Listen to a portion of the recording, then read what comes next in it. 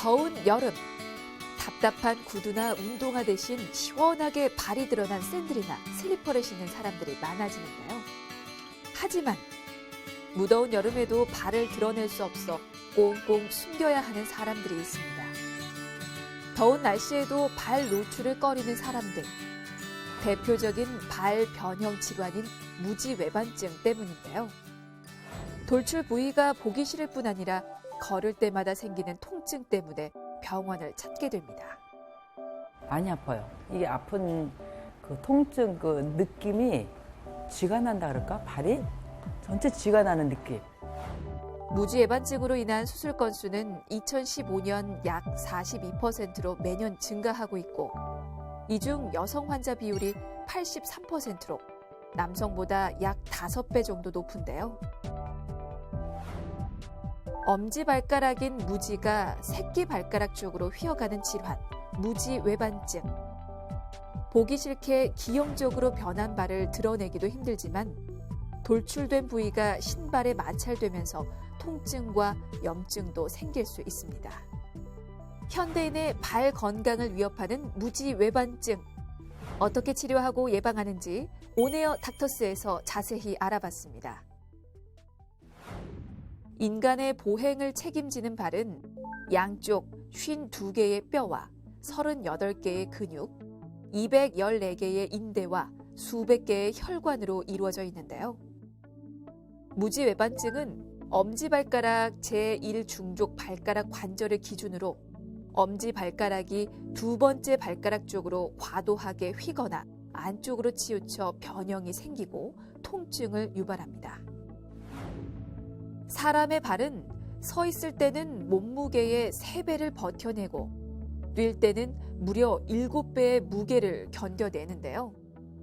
이때 발가락은 체중을 한쪽에서 다른 쪽으로 옮겨주는 지렛대 역할과 밀고 나가는 추진력 역할을 합니다. 특히 엄지발가락은 보행 시 체중의 60%를 지탱하며 외부 충격으로부터 보호하는 역할을 하는데요. 크게 두 가지로 볼 수가 있는데요. 첫 번째로 내재적 요인과 외재적 요인으로 나눌 수 있습니다. 내재적 요인으로는 유전, 평발, 그다음에 인대가 워낙에 유연한 분들이 잘 생기고, 그다음에 외재적 요인으로는 대개는 이제 발볼이 좁은 신발을 오래 신거나 굽이 높은 하이힐을 신는 경우에 발생하게 됩니다. 건강보험 심사평가원 자료에 따르면 최근 연간 6만 명 이상의 무지외반증 환자가 발생했고 매해 증가하고 있는 추세인데요. 무지외반증의 경우 굽이 높거나 발볼이 좁은 신발을 신는 여성에게서 80% 정도 발생하고 남성 발병률도 꾸준히 증가하고 있습니다. 무지외반증의 성별, 연령대별 진료 인원을 살펴보면 50대, 60대 중 장년층 여성 환자 수가 가장 높은데요. 여성의 경우 호르몬 영향 때문에 체내를 둘러싼 막들이 남성보다 늘어나기 쉬워 발병률이 높습니다. 또한 무지외반증의 경우 유전이나 평발 같은 선천적인 원인보다는 불편한 신발을 신는 등 환경적인 요인이 많은 비중을 차지하는데요. 특히 굽이 높고 볼 좁은 하이힐이나 본인 발보다 작은 신발을 신는 여성들에게서 자주 발생해 일명 하이힐병으로 불리기도 합니다.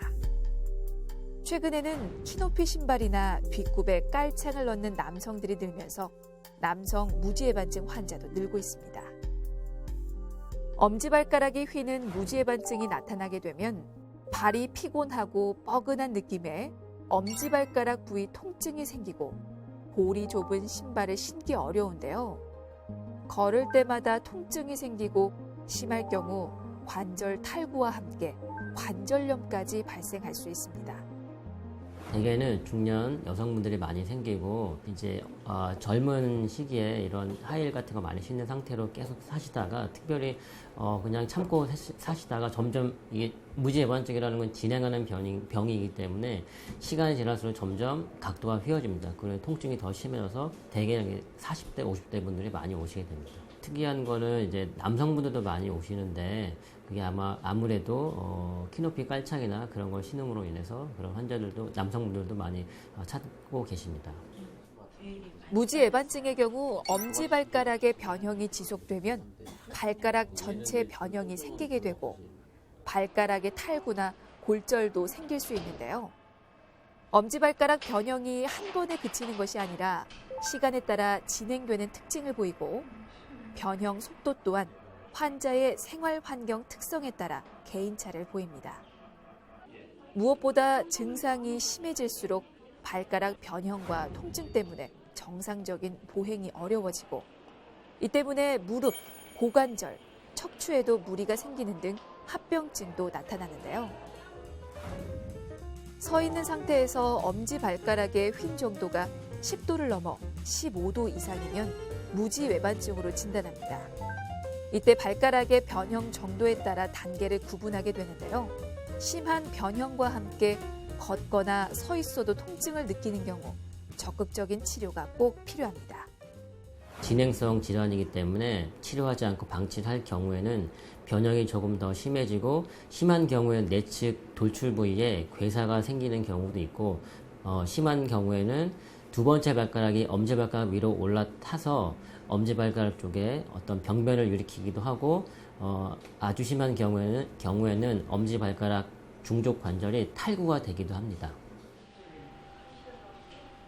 최근 편한 신발을 신어도 걸을 때마다 불편하고 통증을 느껴 병원을 찾았다는 환자.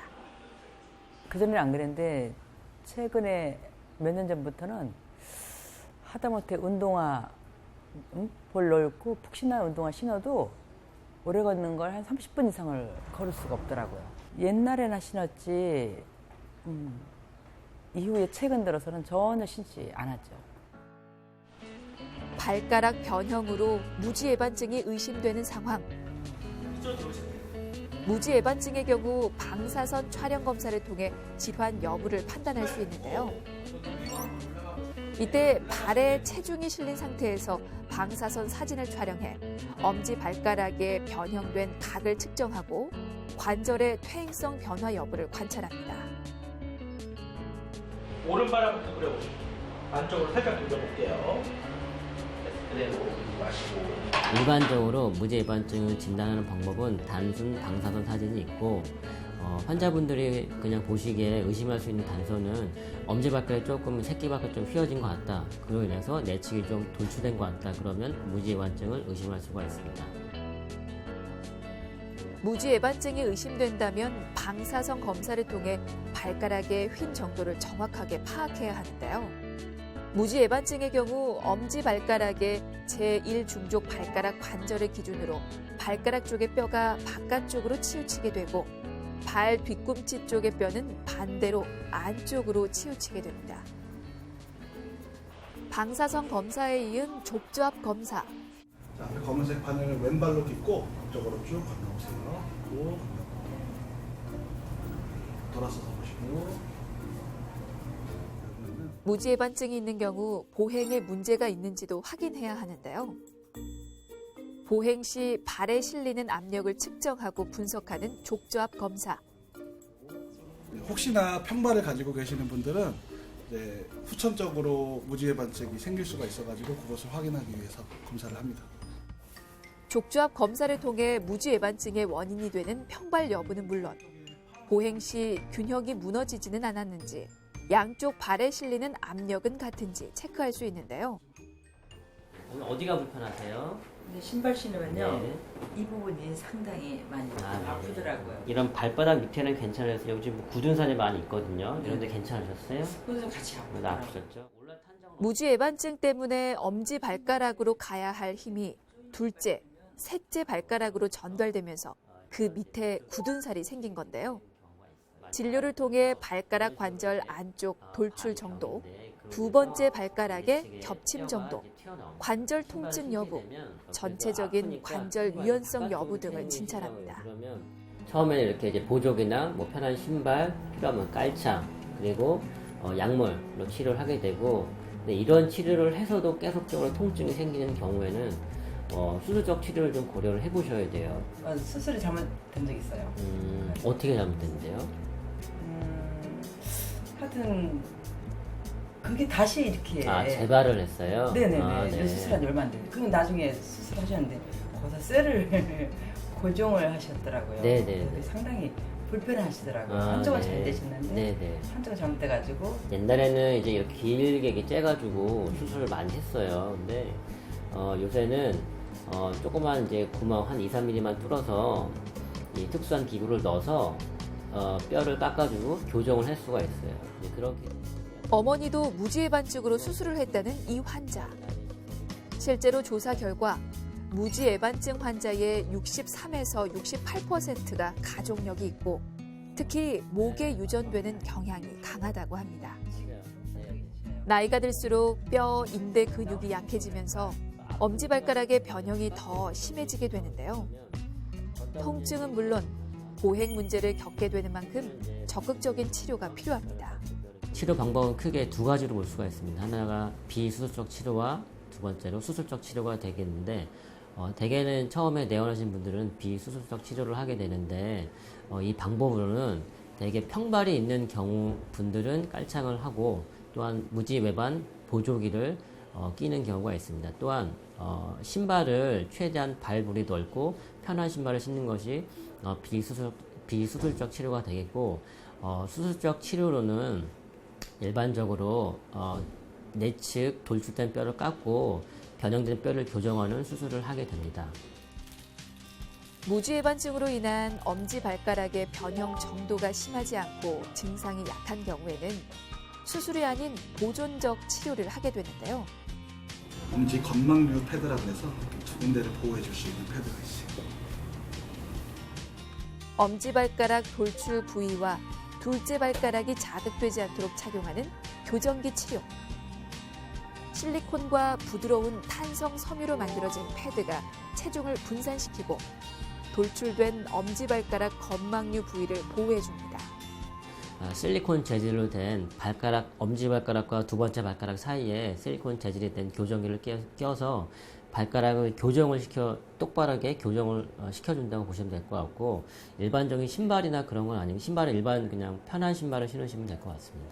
대개는 이게 시중에 나와 있는 게 교정기라고 해서 나와 있는데, 일반적으로 그거를 아무리 오래 낀다 해도, 변형이 교정되진 않고, 대신에, 변형을 그걸 낌으로 인해서 일시적으로 교정을 시켜서 증상을 좀 완화시켜 줍니다. 그걸 다시 빼버리면 다시 변형이 다시 원래대로 되기 때문에 어떤 교정기를 통해서 무지해반증을 완치시킨다. 그건 어렵다고 보시면 될 것 같습니다. 발은 우리 몸을 지탱하고 이동 시 가해지는 충격을 흡수하는 등 중요한 역할을 담당합니다. 보편적으로 보행 시 체중의 60% 정도가 엄지발가락 쪽으로 쏠리는데요. 무지해반증이 진행된 상태에서는 힘이 엄지발가락에 정상적으로 실리지 못하기 때문에 보행에 문제가 발생하게 되고 무릎, 골반, 허리 등의 2차적인 통증을 일으킬 수 있습니다. 또 무지해반증은 진행성 질환으로 근본적인 치료를 하기 전까지 변형이 지속되고 완치되기 어려운 질환인 만큼 조기에 정확한 진단을 통해 적극적으로 치료하고 예방하려는 노력이 필요한데요. 가장 중요한 게 신발인데요. 발볼이 넓은, 굽이 낮은 편한 운동화를 신으시는 게 가장 좋고, 또한 평발이 있는 분들 같은 경우에는 발에 맞추는 깔창을 신어서 평발을 조금 교정을 해주는 것이 무지해반증을 예방하는 방법이 될 수 있겠습니다. 무지해반증을 예방하기 위해서는 가급적이면 볼이 넓은 신발을 착용하고 평발의 경우 발바닥 내측을 지지해주는 깔창을 착용하면 도움이 됩니다. 또 평소 아킬레스건 스트레칭을 해주고 굽이 낮은 신발을 착용하되 보행 한두 시간 후에는 휴식을 충분히 취해주시고요. 따뜻한 물로 족욕을 자주 해 발의 피로를 풀어주는 것도 예방에 좋습니다.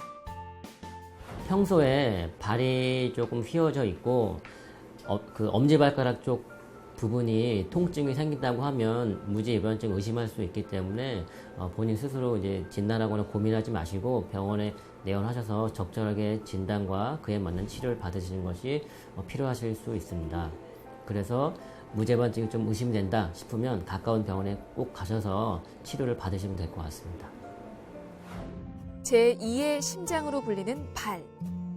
발은 신체의 2% 정도를 차지하지만 나머지 98%를 지탱하는 등 우리 몸의 뿌리가 됩니다. 뿌리가 흔들리면 몸 전체가 무너질 수 있겠죠?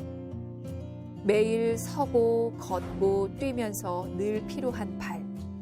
평소 발을 혹사시키는 불편한 신발은 피하고 틈틈이 마사지나 스트레칭으로 발에 쌓인 피로를 풀어줘 우리의 소중한 발 건강을 지켜내시기 바랍니다.